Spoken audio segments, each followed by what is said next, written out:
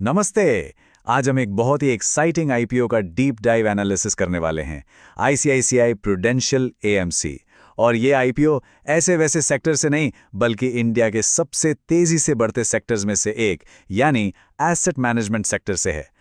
बिना किसी देरी के चलिए शुरू करते हैं। तो सबसे बड़ा सवाल यही है, क्या इंडिया के सबसे बड़े एसेट मैनेजर में इन्वेस्ट करना एक गोल्डन अपॉर्चुनिटी है?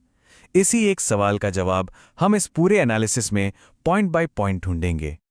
चलिए एक नज़र डालते हैं कि हमारा रोड मैप क्या होगा। सबसे पहले आईपीओ की मेन डिटेल्स जानेंगे, फिर कंपनी का बिजनेस मॉडल समझेंगे, उसके बाद नंबर्स की कहानी देखेंगे यानी फाइनेंशियल्स, फिर पीयर्स के साथ इसका मुकाबला करेंगे, पॉजिटिव्स और नेगेटिव्स को तौलेंगे और आखिर में सबसे ज़रूरी सवाल पर आएंगे, अप्लाई करें या अवॉइड।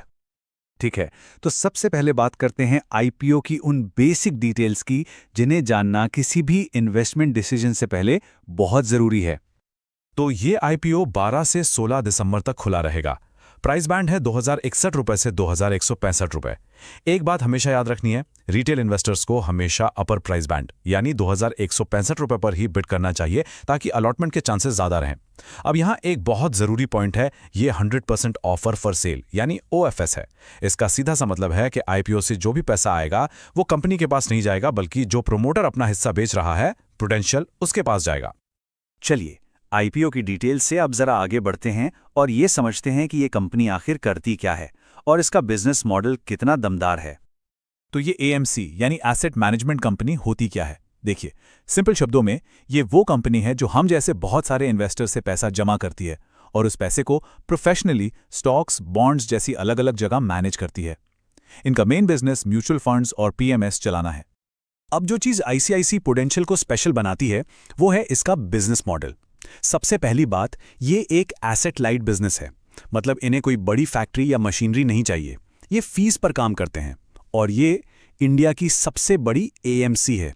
पर इनकी सबसे बड़ी ताकत है इनके पेरेंट्स आईसीआईसीआई बैंक और प्रूडेंशियल। जरा सोचिए, आईसीआईसीआई बैंक की 7000 से ज्यादा ब्रांचेस इनके लिए एक रेडीमेड डिस्ट्रीब्यूशन नेटवर्क का काम करती हैं। ये नंबर इनकी मार्केट में बादशाहत को दिखाता है, 13.3% का मार्केट शेयर।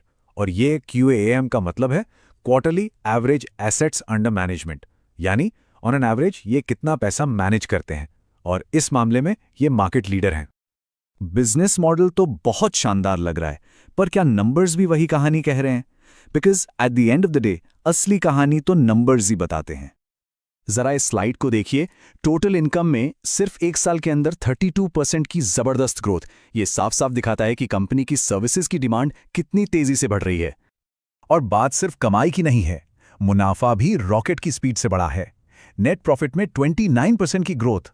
इसका मतलब है कि कंपनी सिर्फ अपना टॉप लाइन ही नहीं बल्कि बॉटम लाइन भी उतनी ही मजबूती से ग्रो कर रही है। अब इस नंबर पे जरा गौर कीजिए, 53% नेट प्रॉफिट मार्जिन। ये एक आउटस्टैंडिंग फिगर है, मतलब हर 100 रुपए की कमाई पर 53 रुपए का प्योर प्रॉफिट।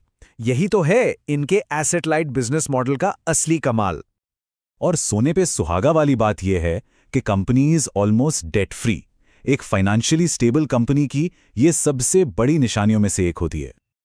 और ये है इस एनालिसिस का माइक ड्रॉप मोमेंट, 82.8% का रिटर्न ऑन नेटवर्थ। RONW हमें यह बताता है कि कंपनी शेयर होल्डर के लगाए हर रुपए पर कितना मुनाफा कमा रही है। 20% से ऊपर कुछ भी ग्रेट माना जाता है, तो 82.8% तो इनक्रेडिबल, ऑलमोस्ट अनबिलीवेबल नंबर है। यह दिखाता है कि कंपनी अपने कैपिटल को कितनी एफिशिएंटली प्रॉफिट में बदल रही है। अगर आपको ये जानकारी पसंद आ रही है तो चैनल को सब्सक्राइब जरूर कीजिए। चलिए अब देखते हैं कि ये मजबूत कंपनी अपने कंपैरेटर्स के सामने कहां खड़ी है। देखिए, एक बेहतरीन कंपनी होना ही काफी नहीं होता, ये देखना भी जरूरी है कि उसकी कीमत यानी वैल्यूएशन अपने पीयर्स के मुकाबले रीजनेबल है या नहीं। अब इस टेबल को ध्यान से देखिए, सबसे क्रूशियल पॉइंट यह है कि आईसीआईसीआई प्रू का RONOW जो 82.8% है वो अपने कॉम्पिटिटर्स से कहीं कहीं ज़्यादा बेहतर है। HDFC का 32% है, निपॉन का 31% है, लेकिन जब हम PE रेशियो को देखते हैं जो हमें बताता है कि मार्केट उसे कितना प्रीमियम दे रहा है, तो वो लगभग बराबर है। मतलब सुपीरियर परफॉर्मेंस के बावजूद वैल्यूएशन आसमान पर नहीं है, जो इसे काफ़ी अट्रैक्टिव बनाता है। तो हमने अब तक सब कुछ देख लिया है, चलिए अब सारी बातों को समराइज करते हैं और कंपनी की मजबूतियों और चिंताओं को एक साथ देखते हैं ताकि एक बैलेंस्ड व्यू मिल सके। तो पॉजिटिव्स की लिस्ट तो काफ़ी लंबी है। ये हाई ग्रोथ सेक्टर में मार्केट लीडर है, फाइनेंशियल्स इनक्रेडिबली स्ट्रांग है और आईसीआईसीआई बैंक का सपोर्ट एक बहुत बड़ा एडवांटेज है। चिंता की बात सिर्फ एक ही है, ये 100% ओएफएस है। जैसा हमने पहले बात की, पैसा प्रमोटर को मिलेगा, कंपनी के ग्रोथ में इस्तेमाल नहीं होगा। पर एक इतनी मैच्योर और प्रॉफिटेबल कंपनी के लिए जिसे तुरंत कैपिटल की जरूरत नहीं है, इसे एक माइनर नेगेटिव ही माना जाएगा।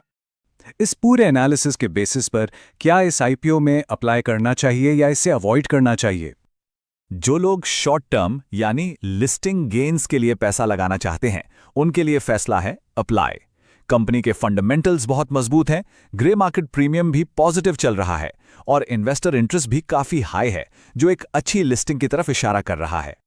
और जो लोग लॉन्ग टर्म इन्वेस्टर्स हैं, उनके लिए भी फैसला है अप्लाई। इंडिया की म्यूचुअल फंड इंडस्ट्री में ग्रोथ की बहुत संभावनाएं हैं और ये कंपनी उस ग्रोथ वेव पर राइड करने के लिए बेस्ट पोजीशन्ड है। ये पोर्टफोलियो में एक लॉन्ग टर्म कंपाउंडर साबित हो सकती है।